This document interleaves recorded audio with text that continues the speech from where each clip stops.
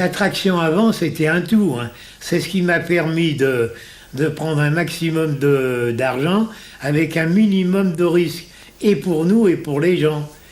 L'attrait principal de la traction, c'est de pouvoir s'en servir où on veut, quand on veut, comme on veut. Le moment qui marque le plus un amateur de traction, je dirais que ce sont les premiers tours de roue.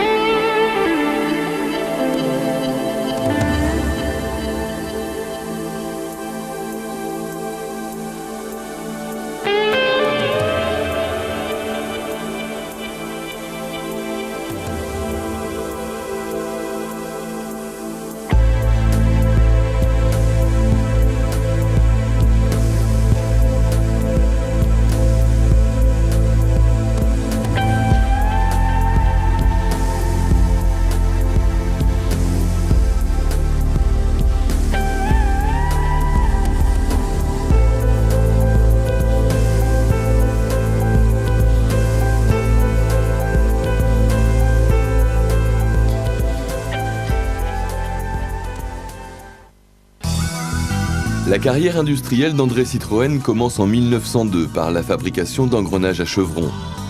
Puis il participe à l'effort de guerre en fabriquant des obus dans son usine du quai de Javel à Paris. Il croit en l'expansion de l'automobile et avant même la fin de la guerre, il décide de reconvertir son usine pour fabriquer la première voiture qui portera son nom, c'est la Type A. Vendue dès 1919 avec l'éclairage, ce qui est plutôt rare pour l'époque. André Citroën a le sens de l'innovation. Il va aux États-Unis pour rencontrer Henry Ford et s'inspirer de ses techniques de production.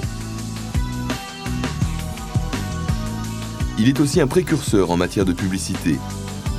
En 1925, le nom de Citroën s'écrit sur toute la hauteur de la Tour Eiffel et illumine Paris. L'initiative est stupéfiante pour l'époque car elle nécessite pas moins de 200 000 ampoules.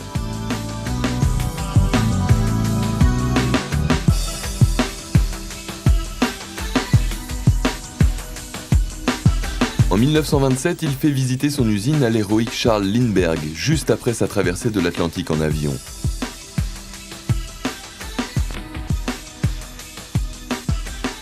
En 1925, il est à l'origine de la Croisière Noire. 8 autochenilles et 16 hommes à bord parcourent le continent africain du nord au sud.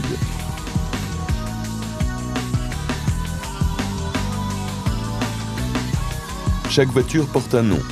Scarabée d'or, éléphant à la tour, soleil en marche, escargot ailé, croissant d'argent, colombe, centaure et pégase.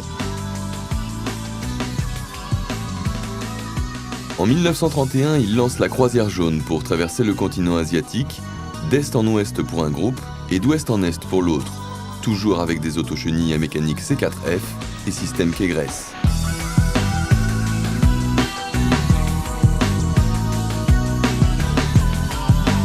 L'expédition est périlleuse puisqu'il faudra parfois tailler la montagne pour se faire un passage et prendre beaucoup de risques pour passer là où aucune voiture n'avait jamais roulé.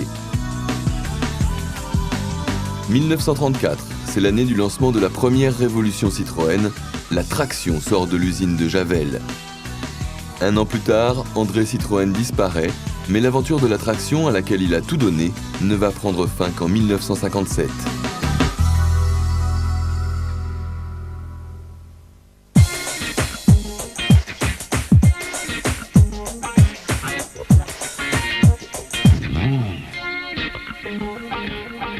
C'est une voiture qui était extrêmement novatrice pour l'époque. Elle avait concentré sur elle un grand nombre d'innovations qui n'étaient pas forcément des progrès techniques inconnus, mais elle avait surtout l'atout principal de réunir sur un seul et même véhicule toutes ces solutions nouvelles. L'originalité d'une Citroën Traction, c'est ce moteur qui entraîne les roues avant, l'ensemble étant boulonné à une carrosserie entièrement en acier, sans châssis séparé, du jamais vu en grande série au début des années 30. La traction n'a plus rien à voir avec la Citroën Rosalie qui l'a précédée.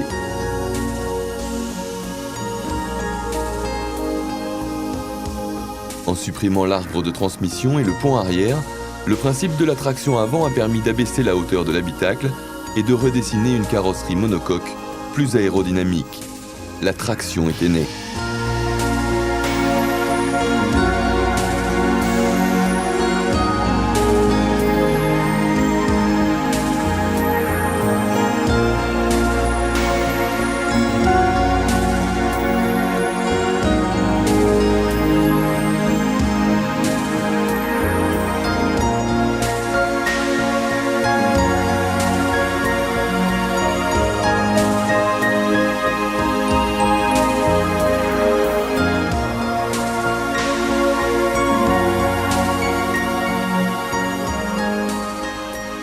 La traction avant, maintenant, ça nous paraît évident.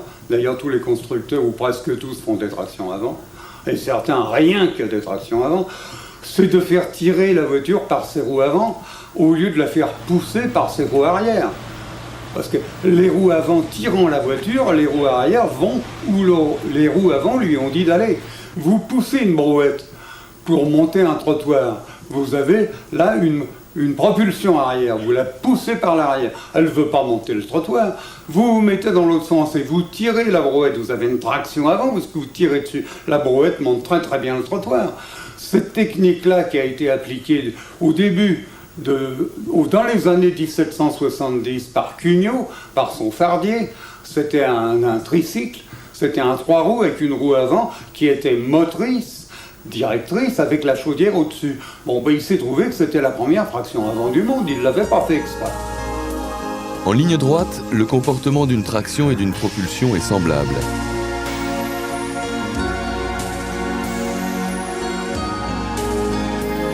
Mais en virage, la traction avant a une meilleure tenue de route. Elle reste neutre, alors que la propulsion cherche à déraper de l'arrière.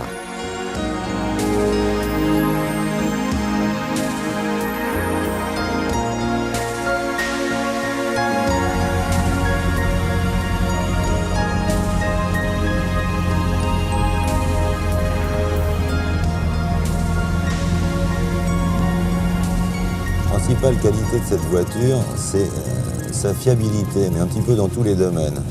C'est-à-dire qu'elle a une tenue de route qui n'est jamais prise en défaut.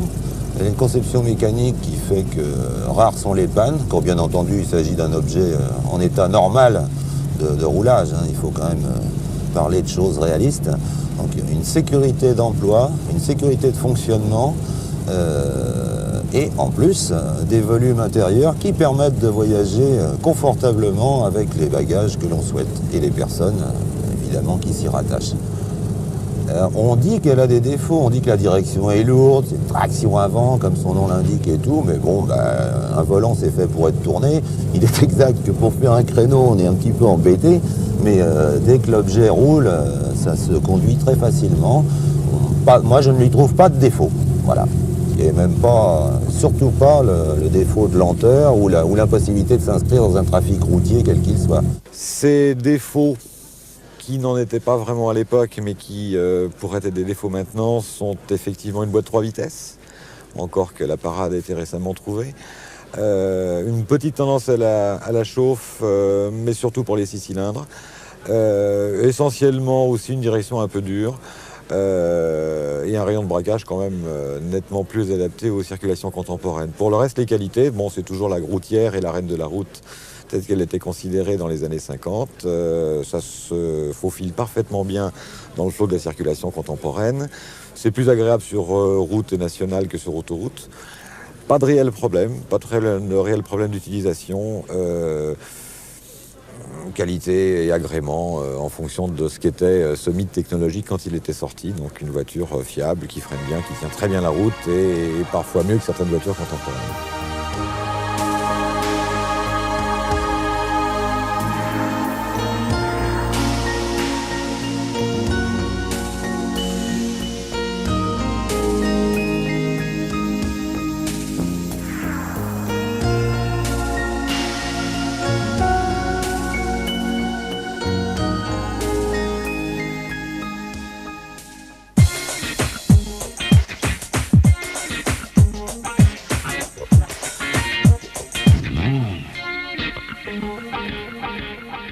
André Citroën qui était très souvent aux États-Unis et admirateur de la technique et surtout de la construction en série américaine, dont Renault s'était inspiré au contact de Ford, il a pensé beaucoup à une traction avant. Et à tout hasard, il a acheté une licence de joint pour traction avant, c'est-à-dire c'est la partie qui relie le moteur aux roues motrices, pendant ce temps-là, et même avant. André Lefebvre et Gabriel Voisin avaient pensé à une traction avant.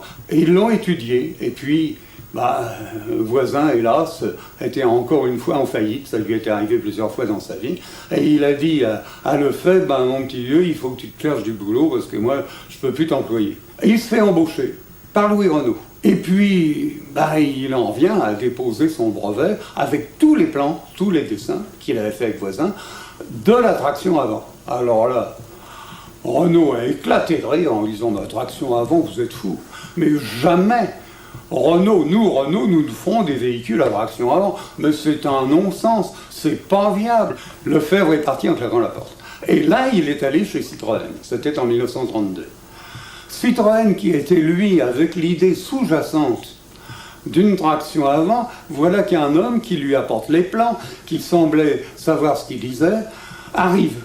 Citroën lui dit, d'accord, ok, allez, on fait une traction avant. Et c'est là, ça a été l'origine de la traction avant. Cette voiture a continué d'évoluer jusqu'à la finition. Seulement, entre le point de départ et le point où la voiture a été présentée au concessionnaire et a roulé, il a fallu à peu près 1 an, à peine. Plaisir d'amour, tu appelles on oublie la Citroën dure toute la vie.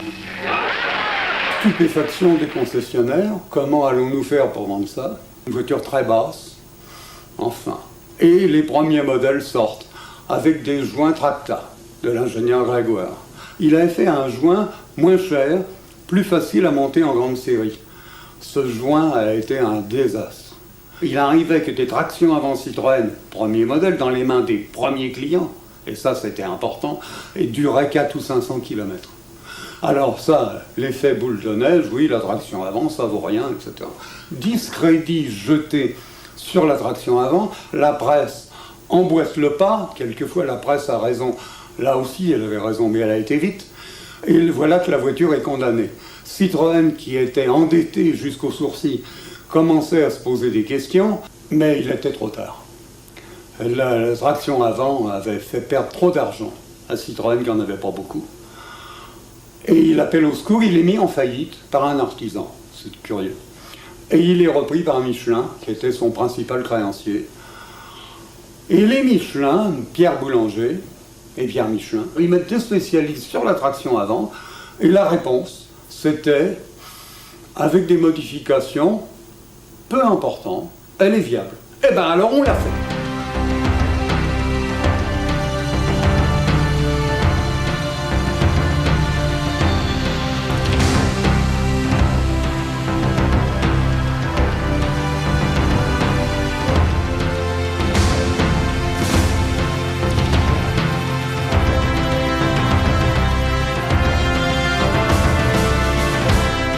Quand débute la production de la Citroën traction 7 chevaux, André Citroën a une idée géniale pour prouver la solidité de la carrosserie.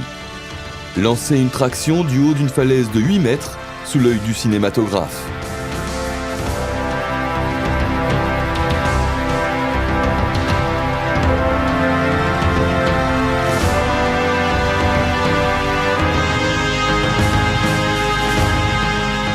Le film ne montrera pas la vitre arrière cassée, mais on constate que les portes s'ouvrent encore et apparemment la traction n'a pas trop souffert puisqu'elle va repartir par ses propres moyens.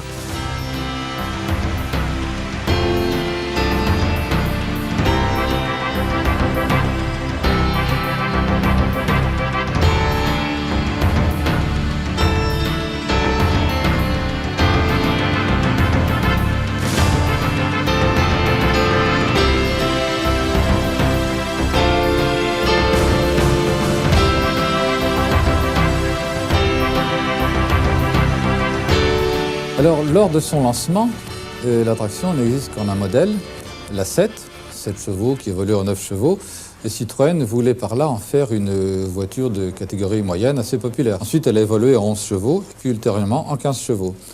Ce qui fait qu'avec les différents types de carrosseries que ça permettait de décliner, des berlines, des familiales, des commerciales, des cabriolets, des coupés, elle pouvait toucher un grand nombre d'acheteurs. Le grand regret que l'on peut formuler à la marque Citroën, parce que c'était plus Citroën à l'époque, à la marque Citroën, c'est d'avoir quand même laissé produire pendant si longtemps une voiture qui était quand même très spartiate au point de vue aménagement intérieur. Il faut reconnaître que ce tableau de bord vertical en tôle avec juste quelques boutons indispensables, c'était quand même un petit peu dur. Mais enfin bon, on lui pardonne tellement. Toute la France va rouler en traction. Après les combattants, c'est la France libre qui lui fait confiance.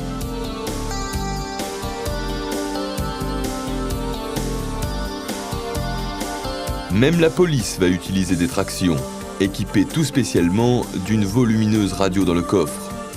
La calandre étant souvent modifiée pour prendre une forme bombée afin d'y loger la sirène.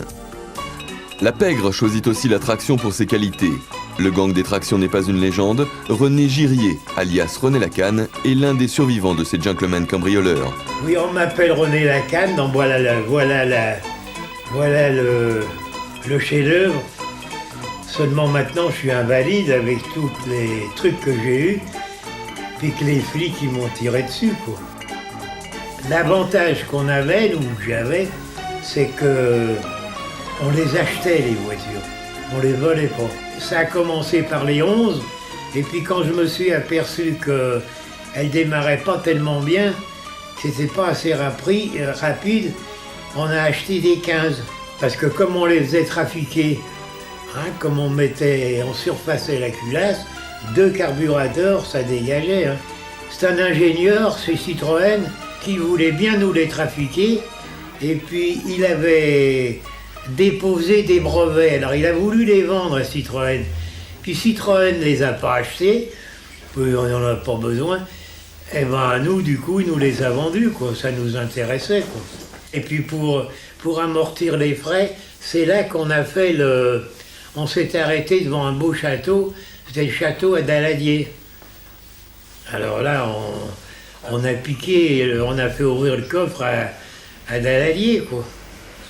Et c'est là qu'il y avait le coup des fameuses enveloppes, que ça avait défrayé la chronique, parce qu'il y avait une femme de chambre, elle a dit non, les enveloppes là, c'est notre paye. Ah ben j'ai dit alors, je leur ai donné à chacune leur enveloppe.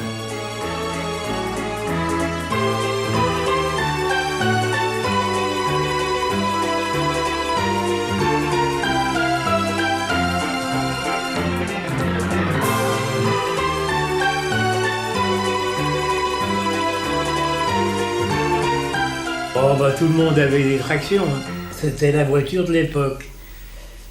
Les industriels, tout ça, les cinéastes, et même les artistes, ils avaient des tractions, avec chauffeur bien sûr et tout. C'était des voitures excessivement sûres. Bah ils en font plus comme ça, je crois pas. La traction, nous, quand je me suis évadé de l'hôpital criminel de Villejuif, c'était une traction qui nous attendait, une 15 aussi. Mais comme j'étais avec Émile Buisson, il avait des grenades sous le ciel. Ben, je lui dis, qu'est-ce que c'est que ça? Il me dit, c'est des grenades. Je lui dis, vous êtes fondus, non? Je lui dis, oh, c'est pas la guerre. Ben, il me dit, René, si tu veux t'arrêter, je lui dis, et je me suis arrêté au métro, ils m'ont arrêté au métro Liberté. Ça avait fait un vrai tollé à l'époque. Sans le savoir, L'attraction avant, c'était un tout. C'est ce qui m'a permis de prendre un maximum d'argent avec un minimum de risque, et pour nous et pour les gens. C'est tout, quoi. C'est la conclusion, elle est là. S'il n'y avait pas eu l'attraction, on ne faisait rien. Oh non. J'avais essayé à un moment donné une Delahaye, une grosse Delahaye. Oh bon, ça tient pas. Non, l'attraction, c'est la voiture qui m'a permis de prendre un maximum d'argent avec un minimum de risque. Un minimum de risque pour tout le monde, quoi. Non, c'était bien.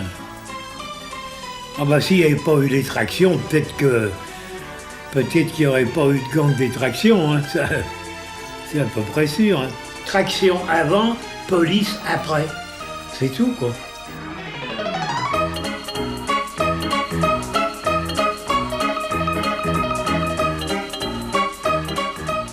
« 31 juillet 1957, date importante pour les usines Citroën.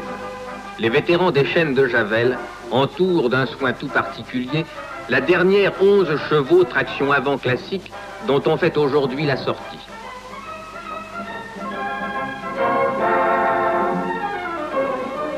Ils l'ont aussi décoré d'un bouquet tricolore pour célébrer gaiement cette étape de leur carrière. Et le plus âgé d'entre eux a eu l'honneur de frapper lui-même le dernier numéro de la série.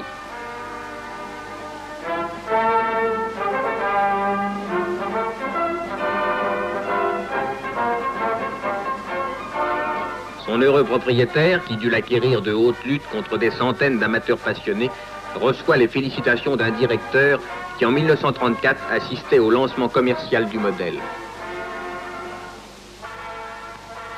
Et la dernière traction avant classique va maintenant quitter son berceau de Javel.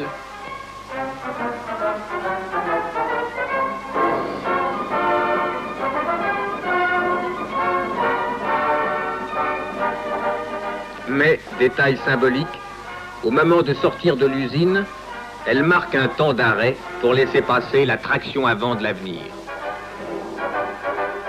La traction a été construite, tout modèle confondu, hein, les 7, 11 et 15, entre 1934 et 1957, à plus de 750 000 exemplaires. À peu près, bon, le chiffre exact, c'est difficile à définir. Mais ce que l'on sait moins, c'est qu'elle a été construite dans 2 filiales de Citroën. D'abord en Belgique, dans les usines de Forest, à côté de Bruxelles, et en Grande-Bretagne, chez Slough, à côté de Londres. Alors ces 2 productions sont assez intéressantes. Il y a eu quelques 31 000 exemplaires belges et environ 25 000 exemplaires britanniques. C'est une voiture en fait qui n'a jamais vraiment disparu du paysage automobile. Vers la fin des années 60, il y en avait encore beaucoup qui roulaient en usage courant. Et c'est le moment où les premiers collectionneurs, des gens de ma génération en fait, ont commencé à s'y intéresser, à rouler avec. Bon, elle était déjà peut-être un petit peu reléguée, considérée voiture ancienne, démodée, mais elle était encore très présente. Et c'est une voiture qui était facile à utiliser et qui donnait envie à des jeunes gens en quête d'une certaine originalité de vouloir rouler différemment.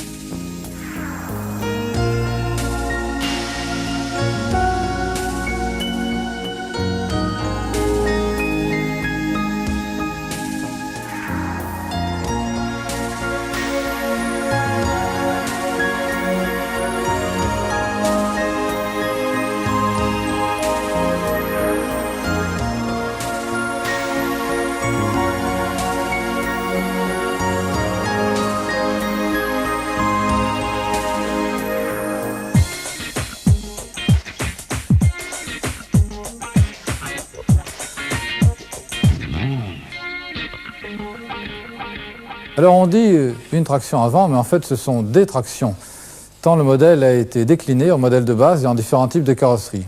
Alors le dessin originel, c'est celui de la 7, dont la carrosserie a très vite servi à celui de la 11 légère. La 7 chevaux, c'est une très jolie petite chose, entre guillemets, mais qui est déjà un petit peu moins roulante que la traction classique sous l'image conventionnelle qu'on en a retenue. Car le train avant était différent, donc la conduite était plus spéciale, le véhicule était moins rapide, moins agréable, moins conforme à un standard actuel de roulage.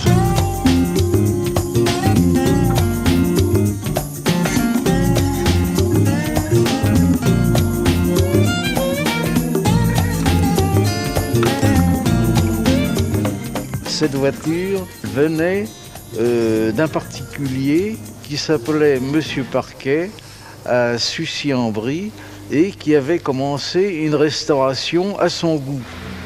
C'était peu satisfaisant au niveau de l'authenticité de cette voiture.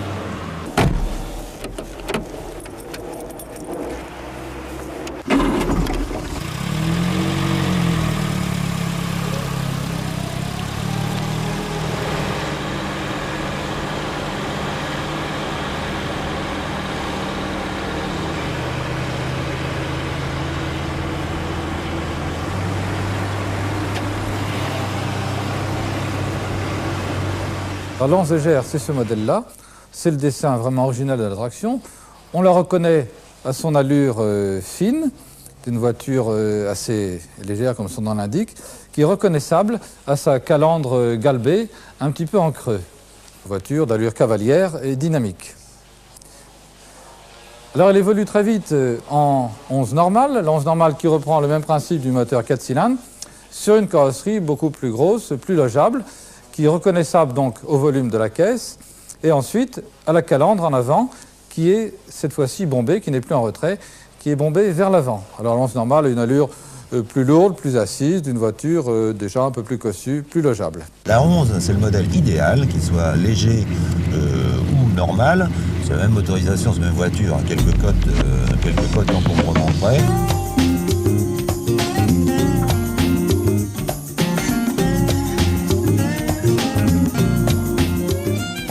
On va vers la 15 chevaux, qui est donc le haut de gamme, qui reprend la carrosserie la plus grosse, avec un capot beaucoup plus long pour loger le moteur 6 cylindres, et la calandre bombée, qui cette fois-ci est en avant des phares. Alors la 15 chevaux, donc le modèle le plus puissant de la gamme, développé autour d'un moteur 6 cylindres qui fait presque 3 litres de cylindrée. Vous voyez qu'il y a, comme on dit, un beau bestiau, et c'est une voiture extraordinaire à conduire, qui a beaucoup de personnalité, un caractère assez animal, mais qui laisse de grands souvenirs de route. La 15, on l'appelait la reine de la route, c'est le 6 cylindres, c'est-à-dire c'est le même moteur en 4 cylindres plus 2 autres cylindres. Mais là, le roulage en 15, moi, ne me comble pas. Je trouve que d'abord la voiture consomme beaucoup. Ensuite, elle est beaucoup plus lourde que la 11. Et là, lorsque l'on roule vite en 15, on peut parfois, et même souvent, sauter dans le champ parce que ça tire tout droit, c'est trop lourd de l'avant. Là, il y a critique sur la 15.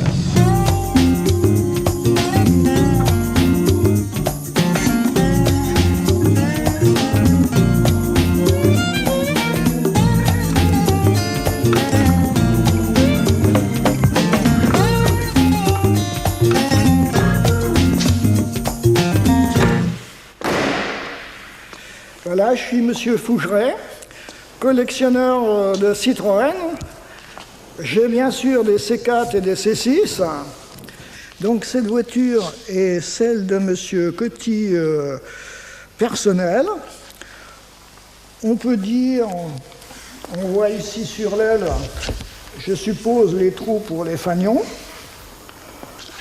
Point de vue moteur, on peut dire qu'il y a ici une pipe à air un peu spécifique. Là, il y a une sirène.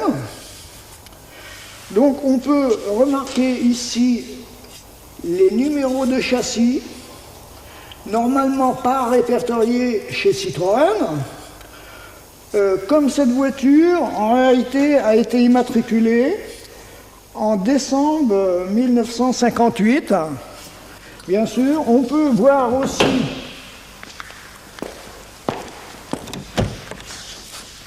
à l'intérieur arrière des bouches à air de chauffage.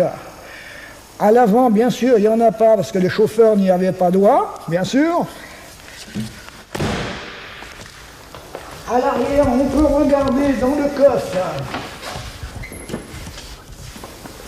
une pompe à essence spéciale pour amener l'essence, bien sûr, en direct.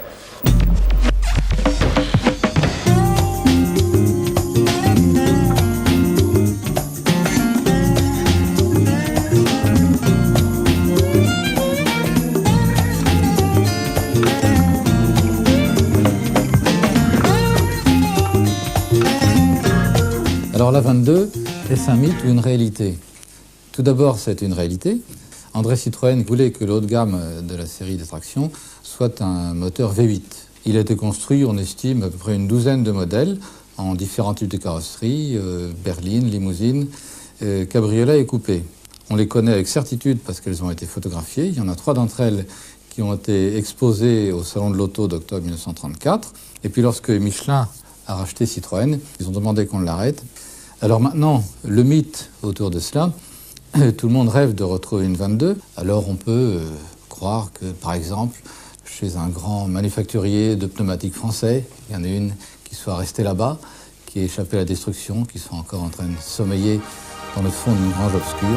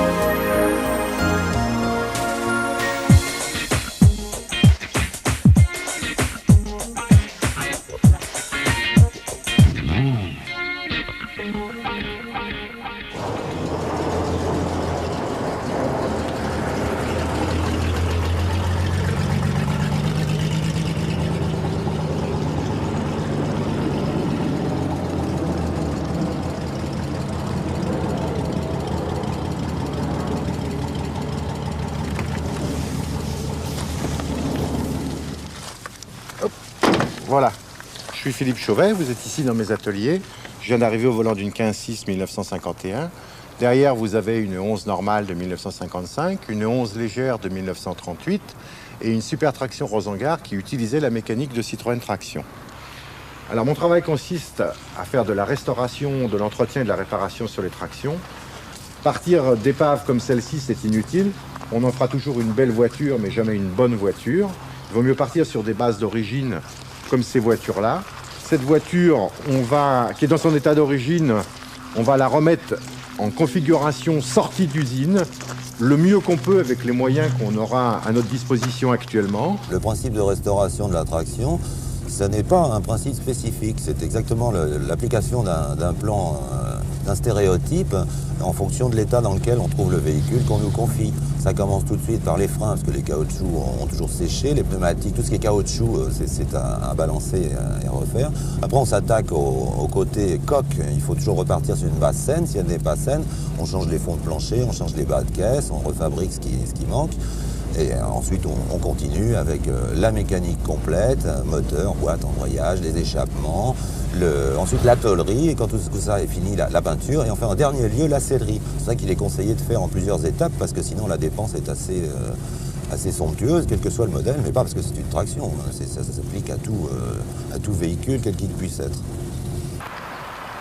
La durée de vie d'un moteur de traction 4 cylindres est d'environ 80 à 100 000 km. Un moteur 6 cylindres comme celui-ci est d'environ 100-120 000 km. Cette voiture, qui est une 15-6 1951, actuellement à vendre, nous allons agir sur le pot d'échappement qui est à remplacer, une mise au point moteur, la réfection des freins, et cette voiture pourra passer un contrôle technique avec brio. Ensuite, au propriétaire futur, de l'enjoliver, de l'améliorer, de prévoir éventuellement la réfection de la peinture et des chromes. Voilà une des améliorations possibles que l'on peut effectuer sur les tractions, le montage d'une boîte 4 vitesses. On y monte aussi des filtres à huile sur les moteurs. On peut améliorer le système électrique. On peut les monter avec des circuits électriques 12 volts. On peut améliorer le système de freinage par un kit de centrage de garniture. L'autre amélioration possible est la transformation des culasses pour pouvoir rouler à l'essence sans plomb. Alors le coût d'entretien d'une traction est fonction de la façon dont elle a été restaurée et préparée à son utilisation courante ou occasionnelle.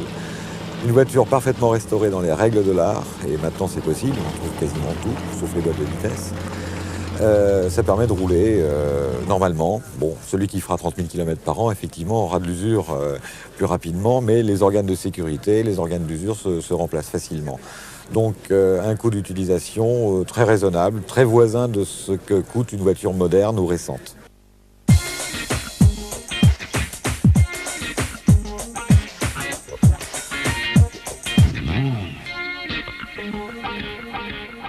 Avec la traction, il y a un phénomène qui est indispensable d'évoquer, c'est le phénomène de la collection.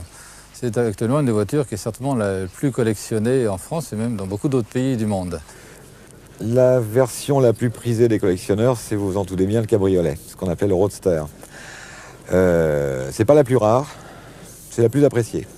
Une voiture mythique. Cabriolet, on ne parle que de cabriolet. On oublie les coupés, donc les faux cabriolets tôlés, qui ont été fabriqués à moins de 1000 exemplaires, alors que les cabriolets, il y en a eu 4000 et quelques. Les carrosseries spéciales, les découvrables, très recherchées, mais peu nombreuses et souvent méconnues. Le mythe, la reine de la route, la 15, qu'elle soit d'avant-guerre, d'après-guerre ou oléopneumatique, beaucoup de succès, recherchés. Ce sont là, disons, les modèles les plus appréciés. En oubliant la 22, moteur V8 qui apparemment n'existe plus, le modèle le plus rare, en fait, n'est pas celui qu'on croit.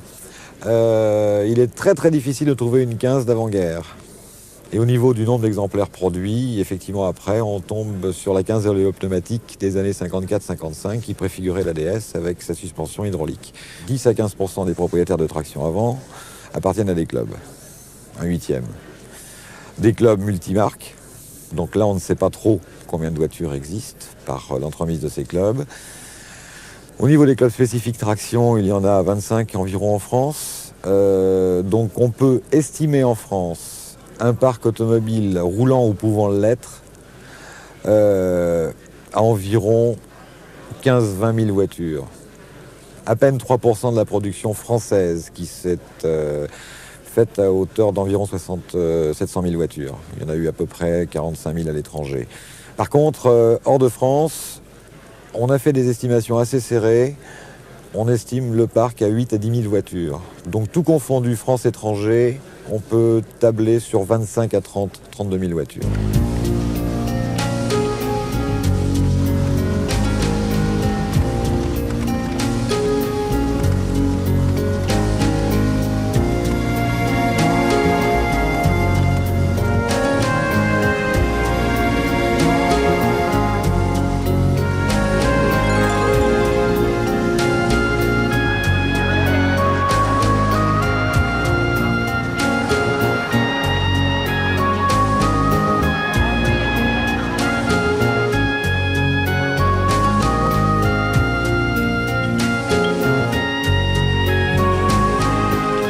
Alors, au niveau des amateurs propriétaires de traction, j'aime pas le terme de collectionneur, parce que ça correspond à une idée de chiffres qui ne correspond pas à ce que nous sommes.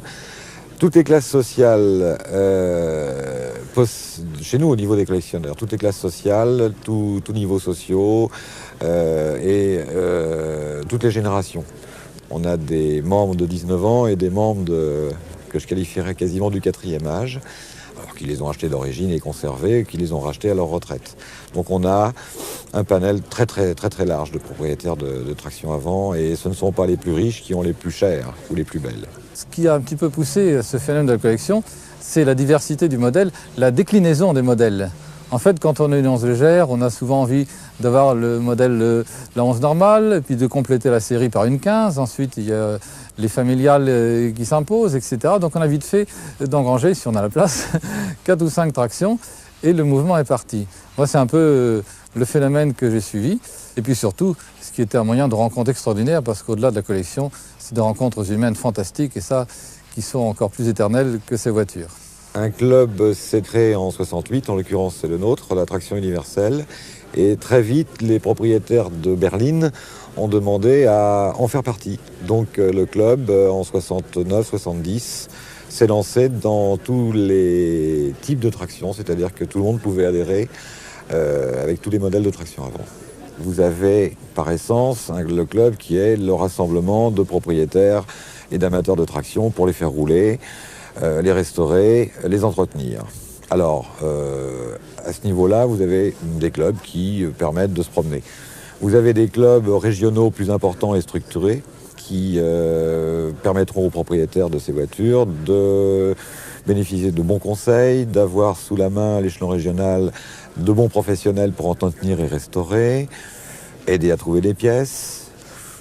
Et vous avez le club d'obédience nationale qui, lui, fabrique des pièces, qui permet de trouver des professionnels très compétents, qui possèdent la revue, les conseils techniques, et qui, par son âge, a vu passer des milliers de membres qui tous ont pu entretenir et faire rouler des voitures. Donc on classifie les clubs en fonction de ce qu'ils apportent.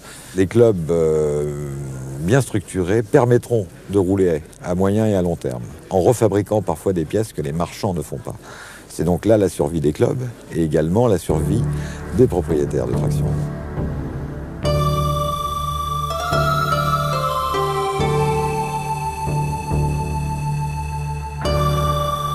Faire le tour du monde avec 2 tractions 11 chevaux, c'est le pari que se sont fixés 4 Français en 1988. Éric Massier, Yann Vrignot, Luc Maresco et Toff Hermenier. Un voyage qui leur fera parcourir 70 000 km sur 5 continents pendant 564 jours.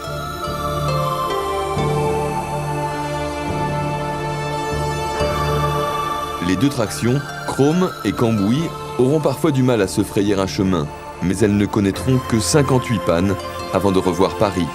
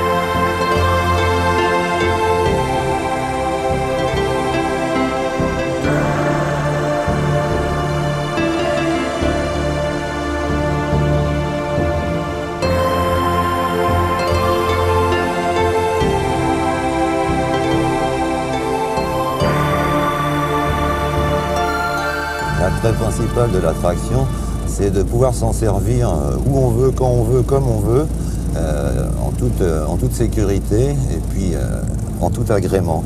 C'est ça l'attraction, c'est pas un objet de culte, c'est pas mythique, c'est une excellente voiture, il y en a une dans toutes les familles.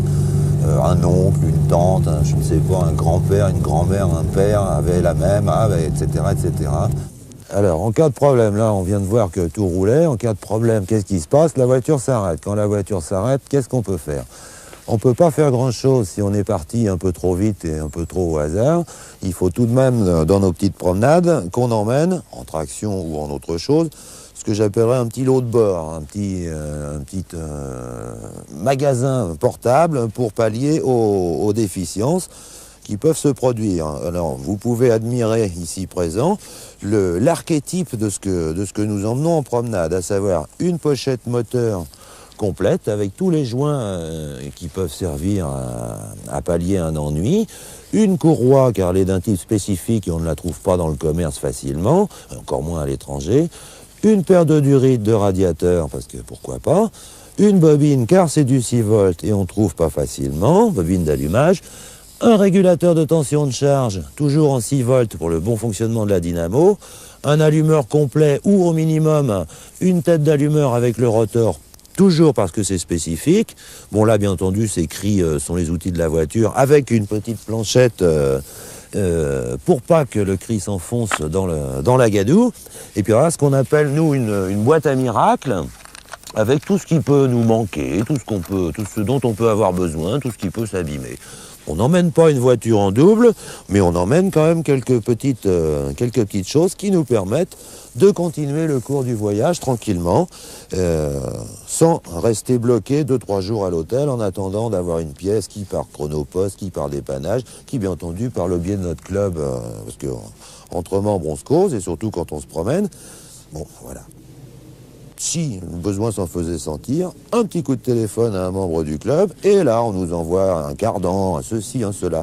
Mais en général, on se promène avec ça, et puis ça suffit largement.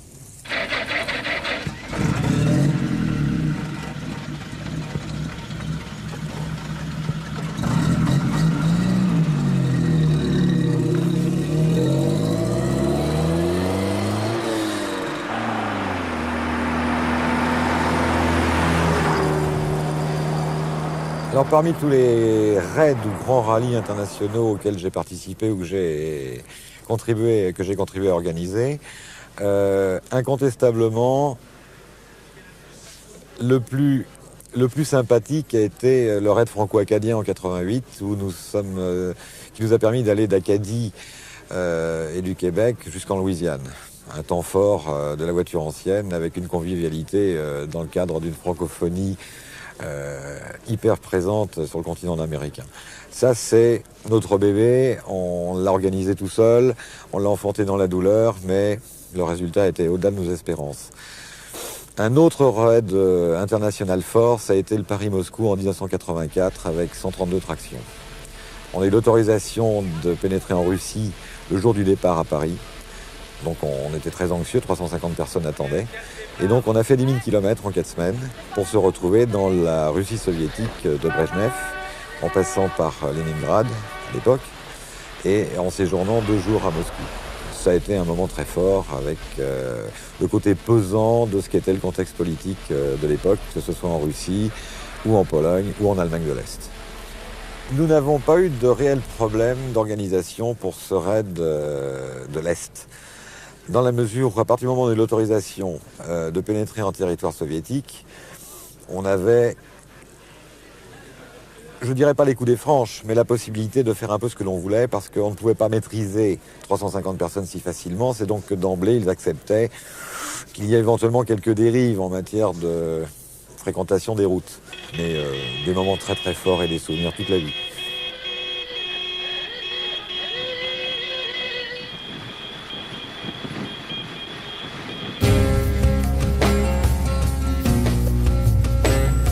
Le dernier périple en date vécu par des tractions a eu lieu en 1998. C'est le Trackbar Dundee, un raid de 3 semaines et de 5000 km à travers l'Australie, organisé par Éric Massier, celui qui avait conçu le tour du monde en traction 10 ans auparavant.